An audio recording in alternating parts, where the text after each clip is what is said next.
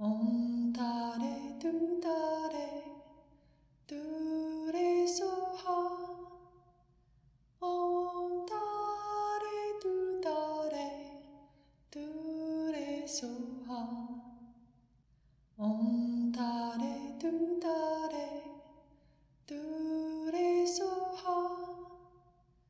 Om Tare Tu Tare. All right, so we are on the Eight Worldly Concerns, Eight Worldly Dharmas in this book. And, this is really a very simple guide to whether I'm engaging in a path of freedom or a path of suffering. It's real clean cut. Some people might be able to quote them to me, what are the Eight Worldly Concerns: gain, loss, pain, pleasure, praise, criticism, good reputation, bad reputation. But then the question is, when's the last time you checked anything that you're doing with whether or not it's caught up in the Eight Worldly Concerns or not? And therein lies the practice. Is I'm going through my day, am I engaged in something that imprisons me, or am I engaged in something that frees me? Which is it? Very nice tool here to work with. But we actually have to use it. That's the tricky part. And so it's kind of like when I first was learning Dharma, we learned things, and people in Four Noble Truths. I can quote you the Four Noble Truths. Well, sort of. Okay, what are those eight noble paths? What are those things? And then, well, what's it mean, or what's it apply? And so we have this tendency in our culture and in our world, I think, of reading a text, and that's about as far as we get. There's another text. I might memorize something. In the Tibetan tradition, you memorize. So you actually memorize like all, thousands of pages.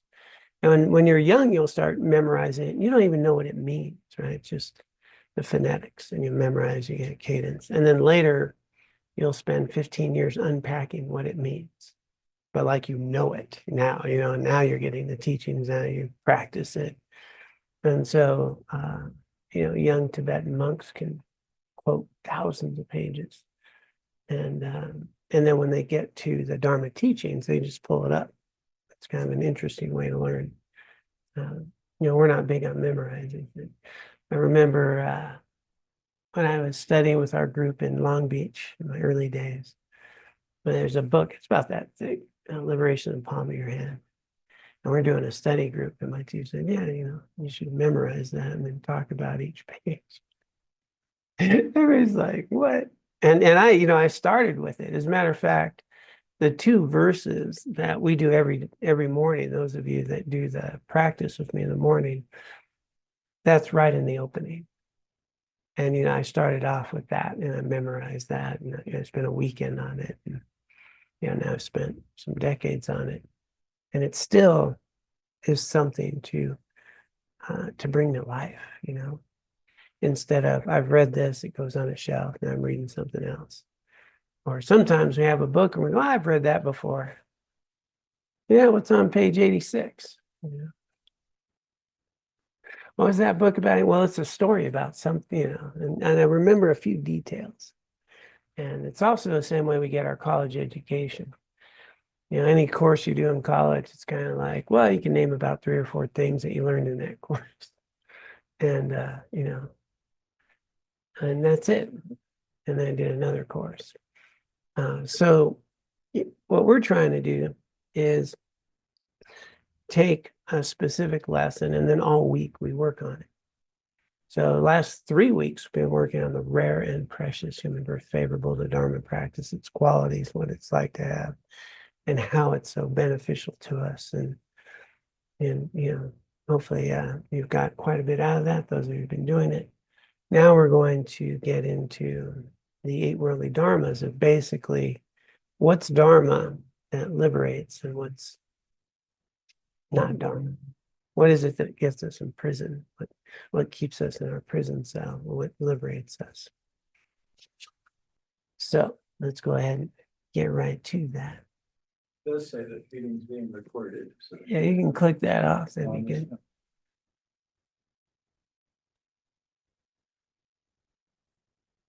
All right. The eight worldly concerns, sometimes called the eight worldly dharmas. Knower of the world, gain and loss, well-being and misery, fame and disrepute, praise and censure.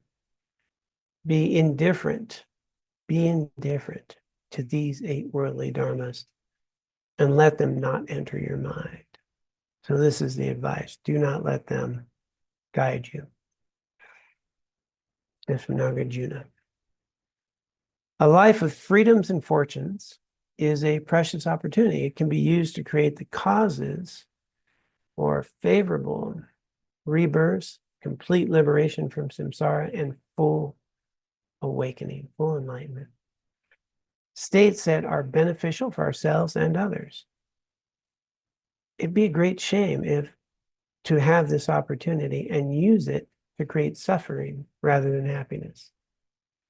And so it's just getting right to the point. Right now, everything in our life has ripened. Everything is available. The conditions are perfect for us to free ourselves from mental afflictions, from suffering. The guidance is here, the teaching's here, the conditions are here. We've suffered enough, we've sought enough, we've created it from our side. Other people have created it. It's made it through thousands of years, and we are now handed this treasure in the palm of our hand. Just do this. Out of 8 billion humans, very few have such an opportunity. And it's here. And so it says it would be a shame to have this opportunity for freedom and use it to create suffering rather than happiness. That'd be kind of hard, right? That would be similar to a person of a low-income family who is awarded a scholarship to a prestigious university, but they spend their time partying rather than studying and eventually get kicked out. Sadly, this is what can happen if we fail to differentiate Dharma and non-Dharma. So, side note commentary, I think that's a pretty weak analogy. It's like we're totally impoverished. We're living in homeless. We have nothing, and this treasure has been offered us, and we ignore it. Like that's the deal. And sometimes that's the analogy. It's like right under the surface is this treasure, and it's right there, and we ignore it. The Sanskrit term dharma has many different meanings, depending on the context. But in the context of spiritual practice, it means that which protects from suffering. In that sense, dharma is virtue, the cause of happiness. It includes virtuous mental states like faith and compassion, and actions motivated by these. Non-virtuous mental states such as anger and craving for sense pleasures, as well as actions done under their influence, are not dharma because they lead to suffering.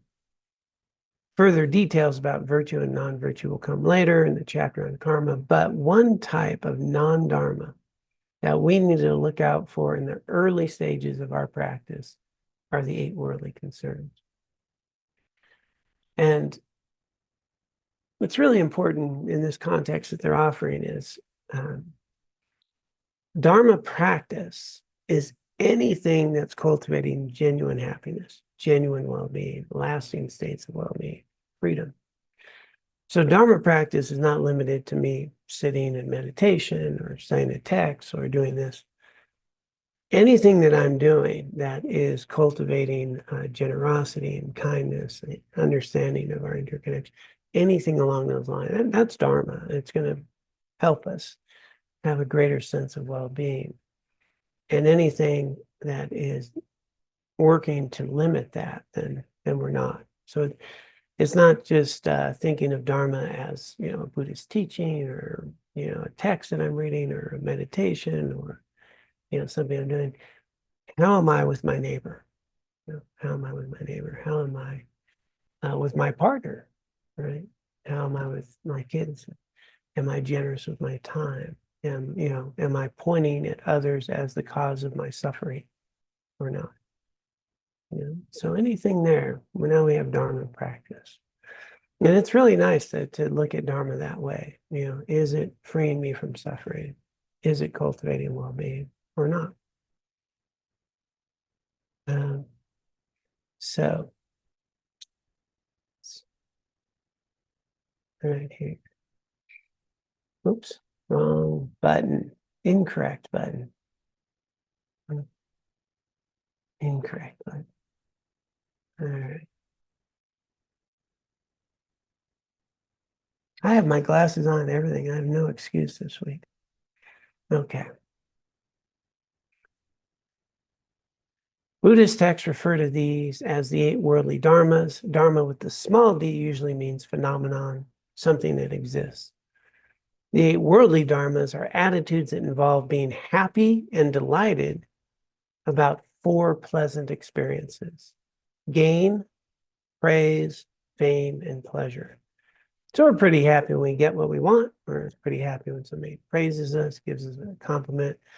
We're pretty happy when we have a good reputation, right? The fame, I like to use just good reputation there. And we're pretty happy when we have pleasure, okay? Thinking about some chocolate pudding at home right now. Pleasure. Yeah, pretty happy, sitting there. It's ready, it's waiting for me, okay? And we're being adverse to four unpleasant ones. Loss. We're not happy when we lose our stuff. We're not, blame, disrepute, and pain. So these are going to be the eight, right? Really happy with gain, not happy with loss. Really happy with pleasure, not happy with pain. Really happy with praise, not happy with blame or criticism. I'm very happy with good reputation, not happy with a bad reputation. They are rooted in a narrow, self-centered attitude that is exclusively concerned about this present life, such as the thoughts of, I should have only perfect, enjoyable experiences and not have even the slightest problem. If we are not careful, our precious opportunity can be sabotaged by these eight worldly concerns. And this is something to really explore this week, is that you will find as a human being, I would say everything you do is motivated by these. Everything. From the moment you wake up, pleasure. Well, coffee's ready and got some coffee going, or, what am I going to eat that feels good? If I feel some pain, I'm moving towards pleasure. When I don't want to say something where I'm going to have you criticize me, right? So I'm going to be thoughtful about how I talk. And I really want you to think I have a good reputation. I don't want you to, think I'm an idiot, right? And because I hate that when that happens. So don't do that, okay? And so we sit there and we think about what do I wear? Well, what's appropriate? What will people think? Is it appropriate for this situation? We start from what we're dressing ourselves in, what we're going to eat, what we're going to do. You're going to be guided by these eight worldly concerns, okay? So on one level, nothing wrong with that, okay? There's nothing wrong with dressing appropriately for, what you're going to do. Nothing wrong with that. There's nothing wrong with seeking pleasure over pain. And if you're not, we need some therapy sessions because, it's pretty good to seek pleasure over pain, right? Healthy. We are, pretty normal to, again, be thoughtful about our speech, and are we acting in integrity with what we want to be? So, we have a good reputation, right? So in that sense, there's nothing harmful. As a matter of fact, it's how we function. But when we confuse it for our value as a person, now we're going to get in prison. You know, when I'm thinking about, worrying about what you think about me, now I'm in a prison. If I'm focusing on what I can get, so I'm not telling you the truth so I can get what I want, now I'm stuck in game. If I'm, you know, think about how much we worry about losing stuff, how we lock stuff up, how we, you know, want to protect things. A lot of suffering around that. So gain and loss, pain and pleasure. Sometimes we avoid legitimate pain, right? They often use a root canal as an example. You know, like you get a root canal, yeah, it hurts, and you know, but then you're going to be healthier after that, theoretically. Sam, by the way, just so all of you know, he just had a shoulder replaced yesterday. So he's going to be in the pain mode tonight. Just texted him before our session, and the blockers starting to wear off. But you know, he's doing the healthy thing, and we'll have some pain. And then there's also normal pain that we feel emotionally, like sadness, frustration, things of this nature, loss. And a lot of times we don't want to feel those, right? So we're going to stuff them. And, you know, I want this feeling. And I'm going to do some things to feel this way and not that way. And so there's a natural flow where, you know, getting like gain, a nice warm jacket in the wintertime up here is pretty good to get. It's nice to have that. It's also nice to take care of it so it'll last a while, right? But when they become your primary motivation, it's all going to be suffering. I'm going to be happy if I get what I want. I'm not going to be happy if I lose it. I'm, you know, seeking pleasure at all costs and avoiding pain. I am not going to tell you some things, you know, because I want you to think of me in a certain way. And now I'm going to really wrap myself up, and this will be this self-centered prison that I'm involved in. Whereas if we're in virtue, I'm going to do the healthy, virtuous thing, whether I get what I want or I don't. Okay, virtue first, then secondary. I'm going to do the next healthy, virtuous thing, whether it brings some pain or some pleasure. I'm going to do the next virtuous thing, whether it brings praise or criticism. I'm going to do the next virtuous thing, whether you think me an idiot or not, right? The reputation. My reputation is not as important as doing the right thing. And so therein lies, this is going to be that counterbalance. The Dharma being brought here is virtue, honesty, compassion, loving kindness, motivations like that create well-being. They create freedom. But all day long, we're going to be motivated by these things. And often, the virtue and the ethics isn't involved in that thought process. Right? We're making decisions all day long, and a lot of them without even being present with them. You know, I mean, we're just on autopilot. It's cold, grabbing a jacket. You know, I have an itch, I'm scratching. I smell some popcorn, I'm pretty hungry, I'm going for it. Like, we just do things all day long without questioning, is this healthy? Is it meaningful? And what would be the virtuous thing to do here? What would be helpful?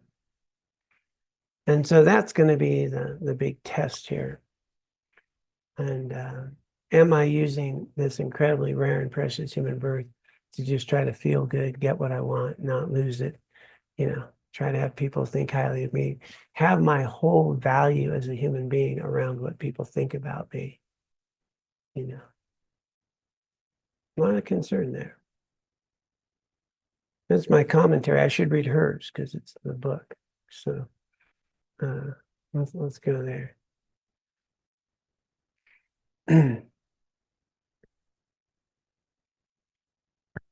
Looking honestly at our mind, we might notice that it's focused on experiencing pleasure and avoiding what is unpleasant, concerned only for this life. All day long, we make choices and decisions based on this tendency: eating tasty food, listening to enjoyable music, looking at beautiful scenery, experiencing pleasant bodily sensations, getting positive feedback from others about how we look. By the way, I did my hair. Yes, what do you think? It's all right? Yeah, just today, all by myself. Just, yeah. And getting positive feedback from others about how we look or how well we accomplished a task. We're looking for a little praise. How many of our thoughts and decisions are based on longer term goals, our future lives, or enlightenment? Am I making choices about things I'll feel better about later when I look in the mirror? Or am I making choices about what'll be good right now? And, or, future lives or enlightenment. Oops. Went away.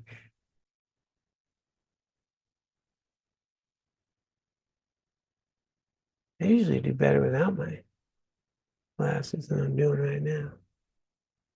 Okay. Being principally preoccupied with the affairs of this life is a hindrance to spiritual practice. We may become so busy with work, relationships, acquiring possessions, and enjoyments that we find little time to study or meditate. Even when we do, our motivation may not be pure Dharma, but tainted by worldly concern.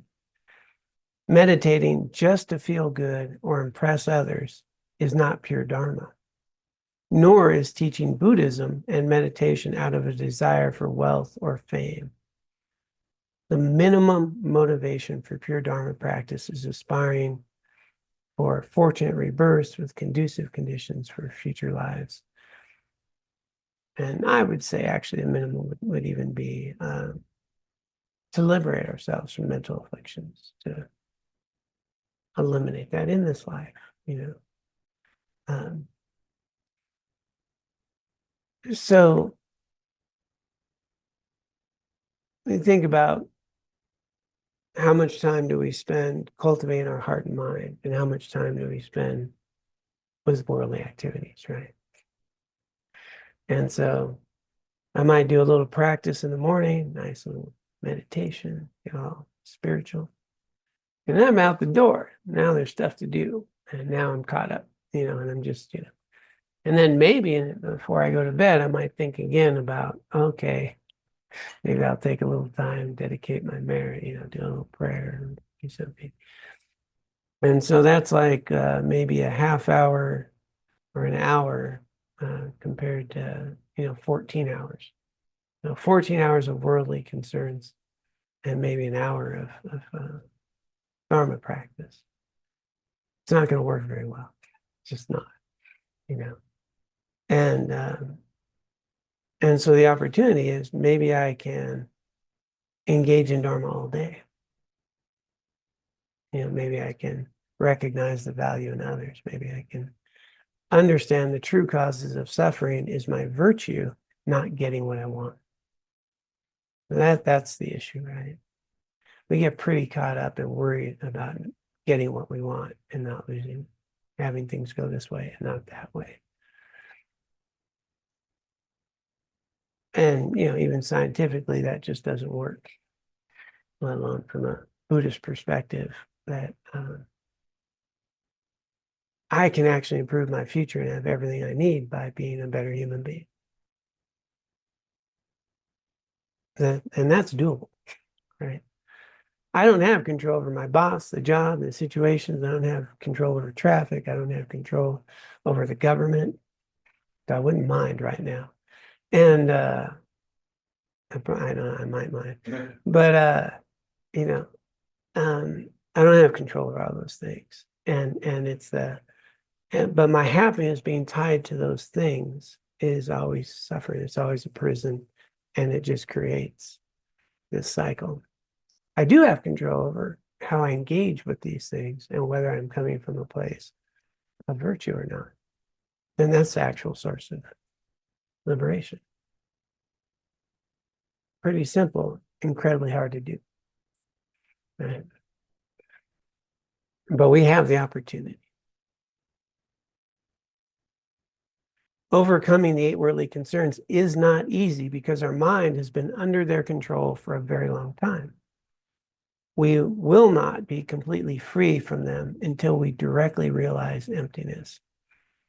For now, we can become aware of them with mindfulness and introspective awareness and use antidotes such as meditations on impermanence and death to weaken their hold on our mind. Working on them does not mean we cannot enjoy life, nor that we should give away all our things and be homeless. It also does not mean we shouldn't seek solutions to problems such as sickness, pain, and financial loss. We should take care of our health, our family, our friends, our possessions. The problem is being concerned exclusively with the present life's happiness and comfort while having no interest in developing our spiritual potential, working for the benefit of others, and creating the causes for positive experiences in future lives. Dalai Lama has said, Dharma practitioners are warned about seeking the temporary happiness of only this life, not because it's bad or sinful, but because it impedes us from actualizing the spiritual realizations that will bring long-term happiness. And again, I got to do my little announcement. If you don't believe in future lives or don't have a clue about that, or it doesn't even make sense, totally fine. Don't adopt that view just because Buddhism says there's future lives. Always only take what works for you in the way that it makes sense to you. So here it's coming from a very traditional Tibetan Buddhist where, they grow up, everybody, of course we have multiple lives. That's how they grew up, and much like in my culture of Catholicism, naturally there's a God and there's a heaven and hell. Like, so I was right, that's natural, that's how we are. Tibetan culture, India, all those places, it's just obvious, right? It's just, that's how their culture, their view is. So it's really easy for them to use this analogy. But for a lot of us, the idea of a future life doesn't make any sense at all. And so what's important here is in this life, instead of saying only concerned with this life, I would change that to only concerned with yourself, right? Very self-centered, getting what I want, not understanding this is interdependent. Because you can use this very same principle and improve the quality of this life while we have it right now. This is about removing afflictions. So be where you're at with it. Be where you're at with it and use it in ways that are meaningful. So let me just back up to that a sec. So engaging in the eight worldly concerns basically prevents us from growing, from understanding. It prevents us from eliminating our mental afflictions, our confusions, our fears, our insecurities. The solution is training our mind to be balanced, equanimous, and resilient, refraining from strong excitement and attachment to pleasurable experiences, as well as strong despondency and aversion to unpleasant ones. Among the most effective methods for accomplishing this are the meditations on death and impermanence, the next topic in the Lam Rim. So basically, he's really mentioning equanimity here, right? So a good antidote is to recognize, I don't really need this to happen to be happy. And if this happens, it's not that terrible. It's just life. And so I remember reading one of my first Buddhist books. I was about 38 years ago. And some of you know I'm in recovery, so I'm learning how humans exist, and I'm trying to be a nice guy. and I'm feeling feelings and stuff. And I'm finally feeling feelings, like I had anesthetized myself for a long time. And then I started reading this Buddhist book, and it like totally made perfect sense to me. Like, I get this. This is it. But then it talks about the cause of suffering being desire, right? And I misunderstood it. It's misunderstood all the time in Buddhism, just like this can be misunderstood. I understood it to mean that I shouldn't have pleasure. I shouldn't have this joy. That, I'm finally feeling feelings. I mean, I even felt pretty good about feeling bad. Wow, I feel like, what's the technical word? Shit. Yeah, that's it. And I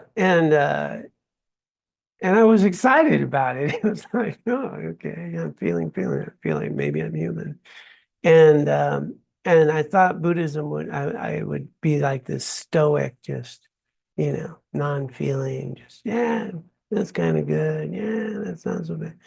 And you know, and so I closed the books, and it took me years to go back to them. And that's not what's being said here. As a matter of fact, if you're not attached to these things as the source of your happiness, you can actually enjoy them. You can have actual love for another human being when I'm not attached to them.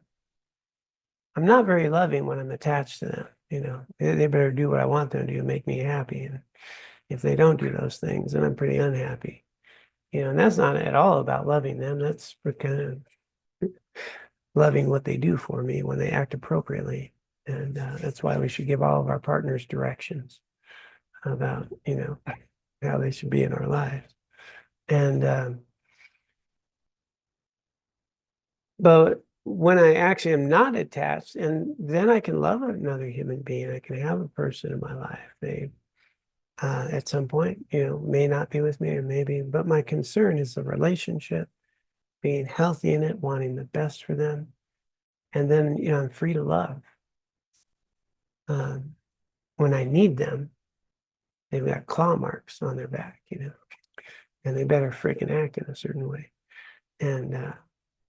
And I'm not capable of loving. I don't even care about what their hopes and desires are. I care that they do what I would like and how I think they should be. And so really understanding that with equanimity, we can actually be really involved in what we're doing. And whether it's terrible, feel the pain, work with it, feel the sadness, know it's a sign of love, and that's fine. And enjoy the heck out of things, I'm not opposed to singing in the grocery store and serenading Laura when a good song comes on. She's somewhat adverse to it, which I don't understand. So there's joy, right? There's joy. It's not, yeah. Rock Me Gently. That's the one. It just nailed it, man. I followed her all through Whole Foods. She could not get away from me. Rock me gently. Yeah. So and so with this freedom, we can be who we are, and but when we're attached to, okay, what's somebody going to think about me? Now I'm imprisoned again, right? And so what's being stated here is we don't get too attached to whether I get what I want or I lose it, but I really enjoy it when I have it. And it's okay to feel sad when I lose it. But I'm going to be okay either way. And it's important to feel the feelings of loss, just as important as getting what I want. But you just feel it's great. And I think a good way of looking at things, which I've been playing with, it came from Lama Ellen Wallace, teacher, is like, this is my cup, right? So I don't even think about it. Sam gave me this cup. It's got a little lid too. It covers it up, keeps things warm. Really nice, kind of thin wall. It's got a nice little beyond here. Very nice cup. And could I live without the cup? Probably, right? But, you know, we can be pretty attached and, you know, have this whole relationship with the cup that Sam, it's got a wood handle here. I point that. It's not really wood, it feels like. But, you know, then this is my cup, right? And then if you really look at it, what makes it mine? If you take my cup home, is it my cup anymore? Probably not. And I'll still be thinking someone took my cup, but I'm pretty sure it's somebody else's cup right now. And you know, so me and mine. And things in our life will be available to us sometimes, and sometimes they're not. And so rather than thinking of owning things, I'm really liking this idea of this cup is available to me currently. You know, my Volvo, if it's still in the parking lot, is available to me today. And at some point it won't be, right? I mean, it's got over 200,000 miles, who knows? But I have walked out and my Honda wasn't there, which is kind of surreal when you walk out. It's just not there. You're pretty sure it was in front of the house. And nope, it's not my Honda anymore. Yeah. And so things in our life show up and they're available to us for a while. And it's really nice to enjoy them while they're available to you. But boy, as soon as it becomes mine, you know, that's a whole nother thing. Instead of, wow, this is, every time I see it, I just think of Sam. You know, like, wow, what a nice guy, Sam. You know, got me this cup. You know, and there's a love and appreciation, and that's nice. But the cup is not my love for Sam. I'm going to have that whether I get the cup or not. And so we start understanding this in our lives, you know, but we really get attached to getting what we want, what we work for. We get really upset when it's lost. We get these things and we don't recognize that they'll be coming, you know, things will come and go. Our health will come and go. Things will happen. Partners come and go. Don't even get me talking about Jill Miller who dumped me. I don't want to talk about it right now. Well, okay, a little bit. No, you know, so they come and they go. And all of our suffering is really tied to our attachment to it being this way or that way. All right. So Nicole, did you put your hand down because you were tired of keeping it up, or did you want to ask a question, make a comment? I had a question, but well, I'll just ask it. It was about equanimity, because equanimity, we say in the Four Immeasurables, free of bias, attachment, and anger. But the feeling comes up, and as long as you apply an antidote because I had a feeling come up and then I applied the antidote and someone said, "Oh, that's so equanimous." And I was like, "Really?" Because I felt jealous in the moment, but then I applied the antidote and I rejoiced in the other person's what does it make sense what I'm asking? What makes sense is that you did a very skillful activity, didn't you? But is that equanimity? Let's take a group poll. Wasn't, and it was. Right, we got a few people saying thumbs up. And so with equanimity, you notice this strong leaning towards one way, and rather than get caught up in it, you chose a healthier response and an antidote. So that would be from a space of equanimity instead of being all caught up in that emotion that was arising, right? So I think that'd be quantumous, skillful action. And so a state of,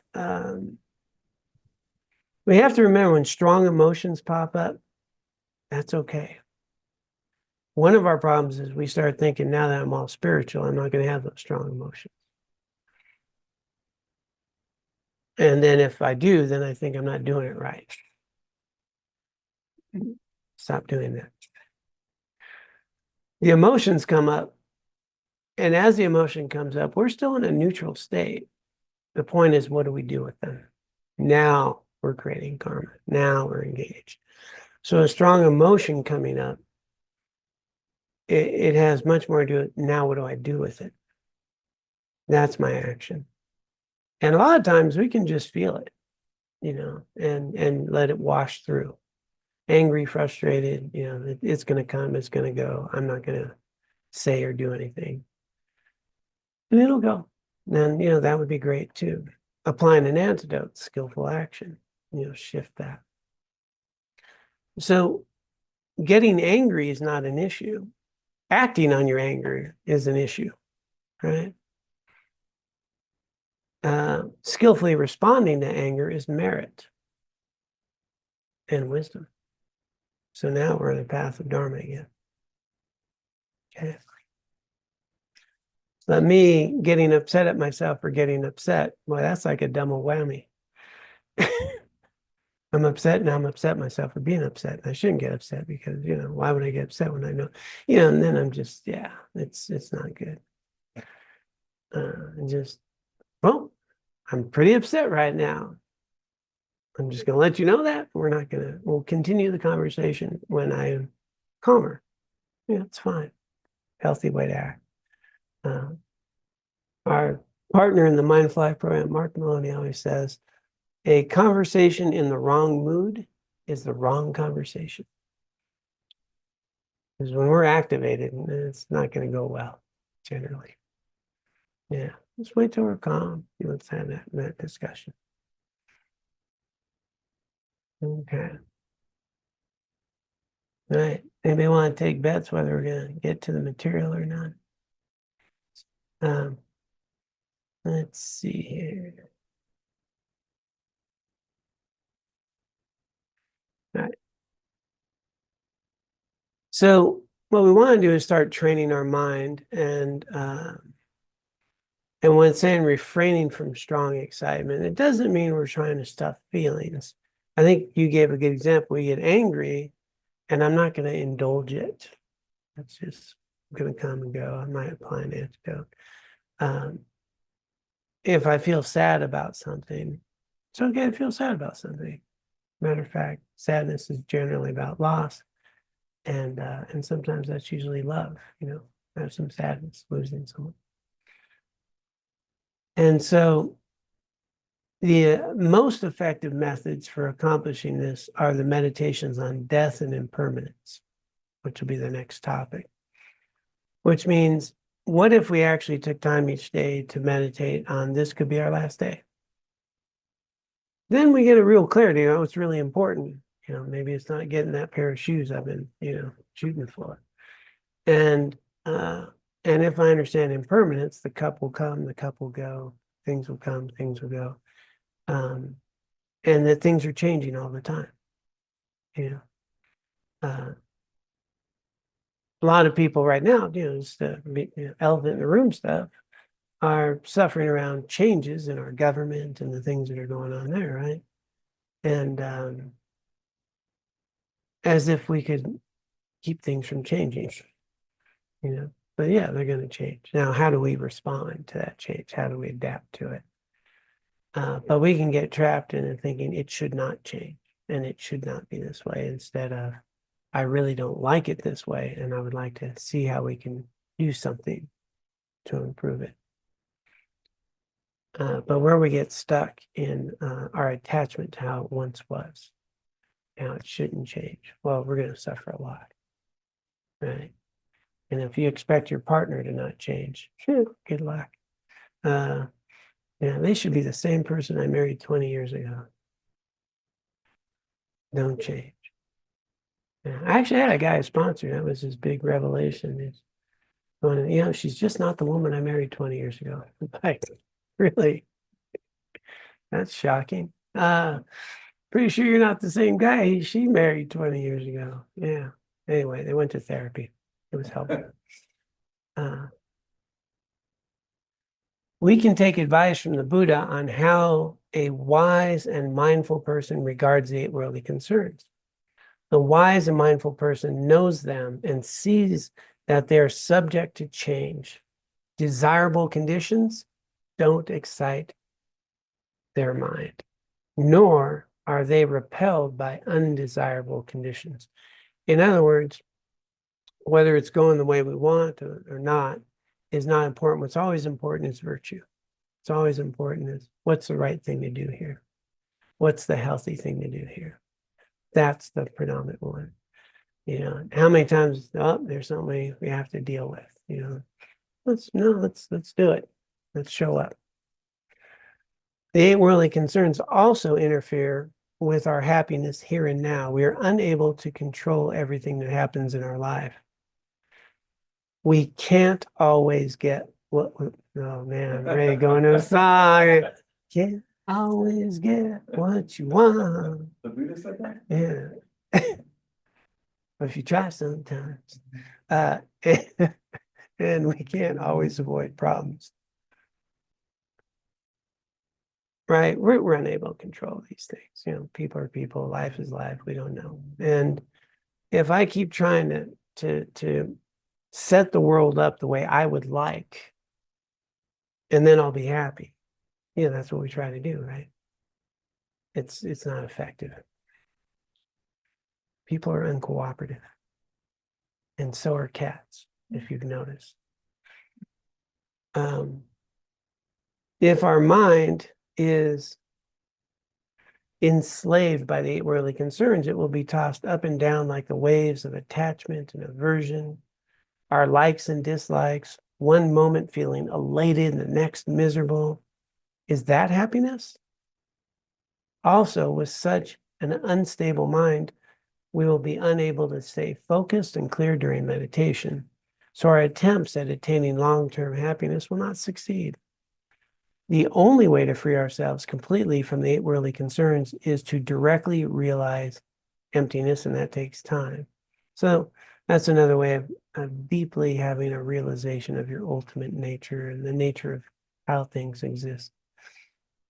In the meantime, though, thank God there's a meantime, because that other sentence would have been kind of sad. In the meantime, we can learn to notice them in our mind and recognize their disadvantages, so we will be less likely to follow them. At my first 1-month meditation course in Kopan Monastery in Nepal in 1974, Lama Zopa Rinpoche spoke about the eight worldly concerns every day, several times a day for the first 2 weeks. We all became proficient at noticing them in our minds and understanding their faults. Below is a suggested reflection on the eight worldly concerns arranged in 4 pairs of opposites. Think of examples of these in your own experience from your observations of others so that you can become more familiar with them and the difficulties they cause. Okay, so now they're going to explain the meditation. So my invitation, we'll go through, with the outline of meditation, but is to check in during the day whenever you're feeling stress, anxiety, uncomfortable. And then what's the eight worldly concern? Is it about getting what I want? Is it about what others might think about me? Is it this? And just start noticing how often when I'm uncomfortable, it's about one of those concerns. And then we start noticing how it's actually causing suffering, not happiness. As a matter of fact, gain, right? Getting what you want. We can have desire as soon as we see somebody else has something, and that's pretty nice. I'd like that. I don't have one of those. Now I've got desire. Now, I was fine until you showed me your new car with the heated seats and that fancy little thing and all that. Now I don't have that. And or you start telling me about your vacation in Hawaii while it's cold here, and I'm sitting there going, really? You're in Hawaii? I'm not in Hawaii. Now I have desire, right? Now I was fine before you started telling me about Hawaii. Should I keep talking about Hawaii? Anybody want to go? And so we start watching how our mind keeps seeking these things, which actually creates unhappiness, not happiness. And so during the week, wouldn't it be nice to start noticing how every time you're in discomfort, not okay with where you're at, your mind is tied to one of these. I'd like to get that, or I just don't want to lose this, or I'm stressed or worried about that, or, and so that'd be a good practice this week. And then, of course, it's always good to spend a little time every morning just recognizing that each day that we're alive comes only once. We don't know how many we have. But what's really important? At the time of death, what's really important? Is all the stuff I'm worried about? Is all the things I'm stressed about? Is that what's mattering at the time of my death? But I think we have enough time to poke through her invitation here. So she'd like you to kind of, as you go through a reflection, you can contemplate this. Gain and loss. Do you feel excited and joyful when receiving a gift or a promotion? Or when you buy for yourself? Okay, do you feel, it's probably nice. It's normal, nothing wrong. But I would say,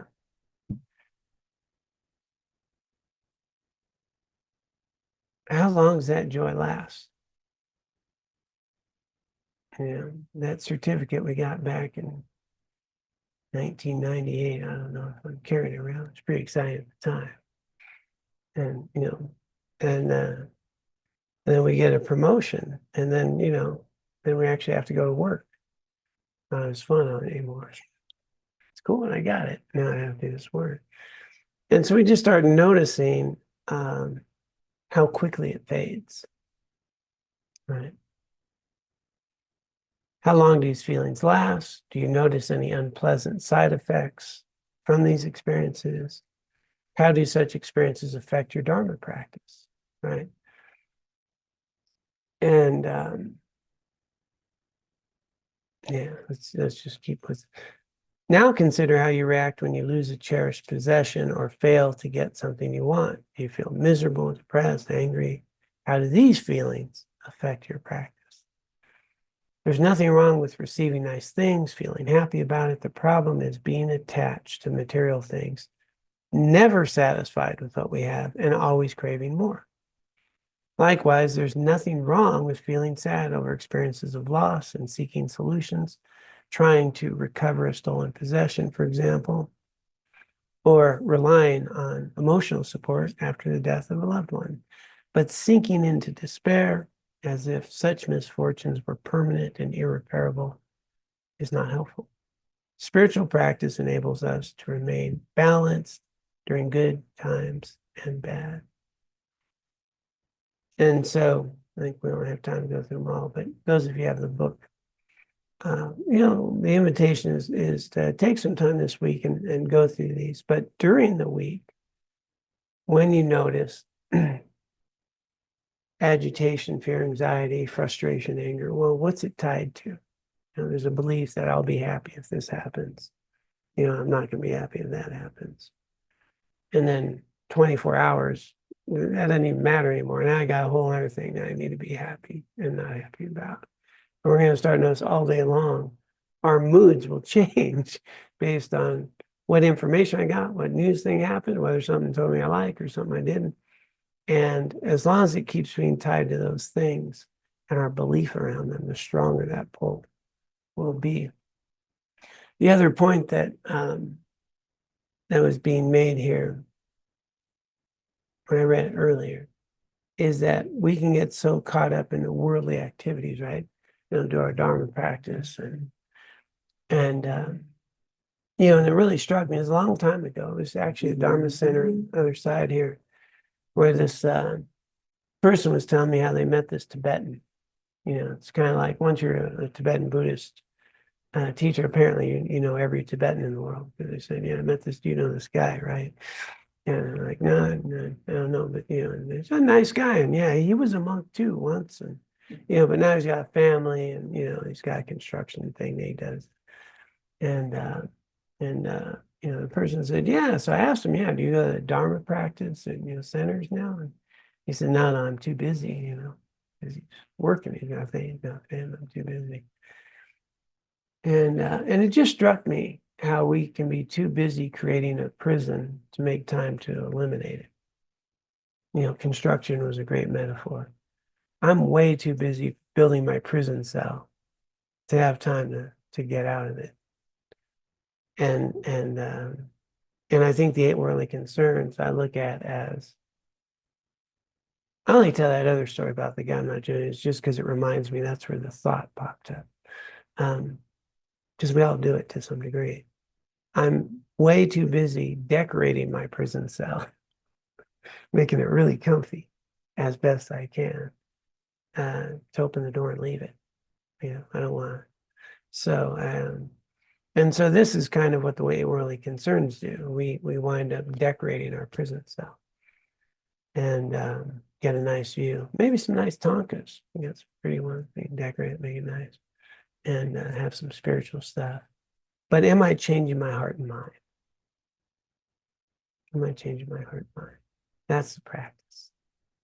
And it's not the fancy altar. It's not the decorations. It's not the getting what I want. It's not those things. How's my heart? Do I recognize that we're all in this together? Do I recognize that my whole life is dependent on you and others? Do I know that? Well, then I've got a Dharma practice and a lot more freedom. So this week, the invitation is going to be to explore these 8 worldly concerns and kind of notice how they keep popping up. Right? They're always there, and they can be used in a healthy way or an unhealthy way, right? Like you say, you know, having a nice house and healthcare, and you know, really critical to have heated seats in your car. It's you know, survival method. Yeah, I'm back to that again. The Prius doesn't have it.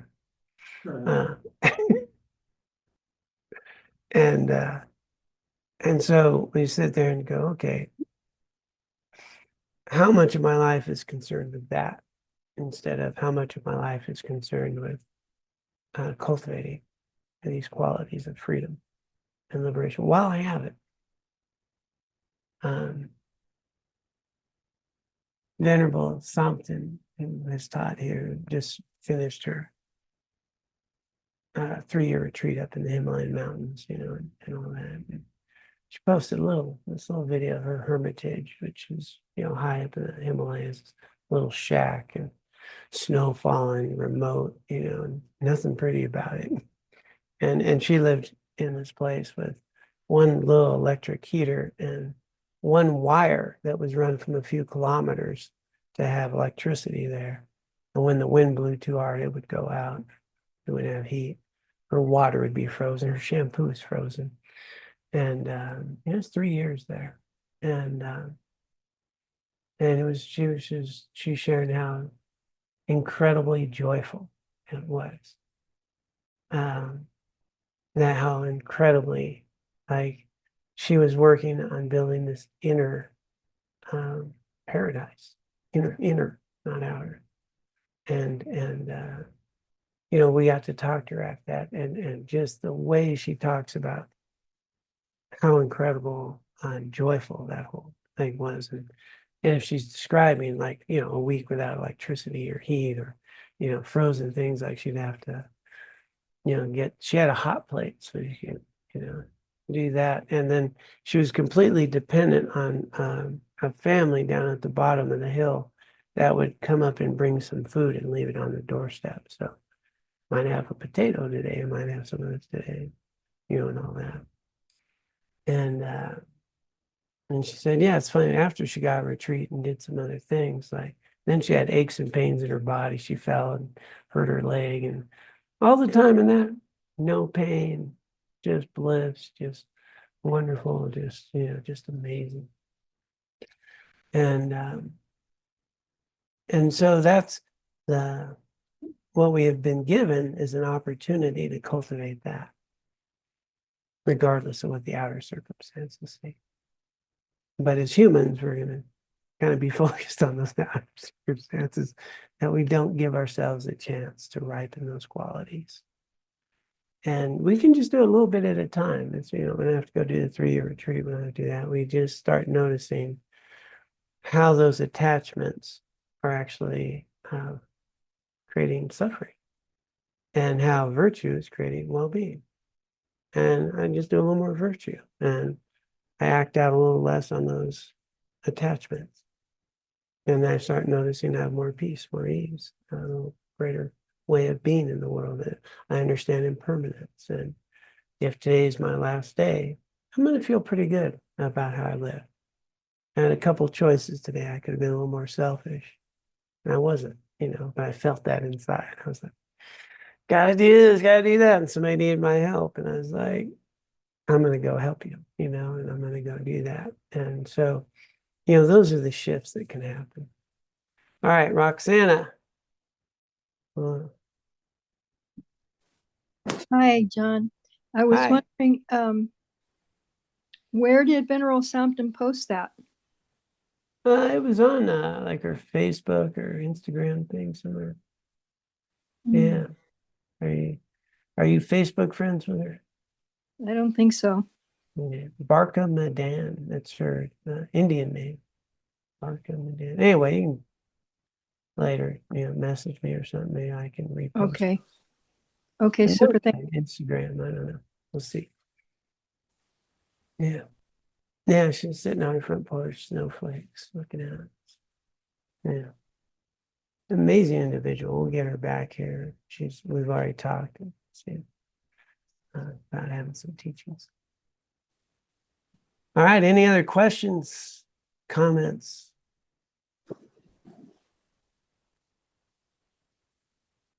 All right. I think we can go ahead and wrap. So the invitation this week is really working on these 8 worldly concerns. If you have the book, go through those reflections on your own and to notice that. But during the day, that's where we bring it into our life.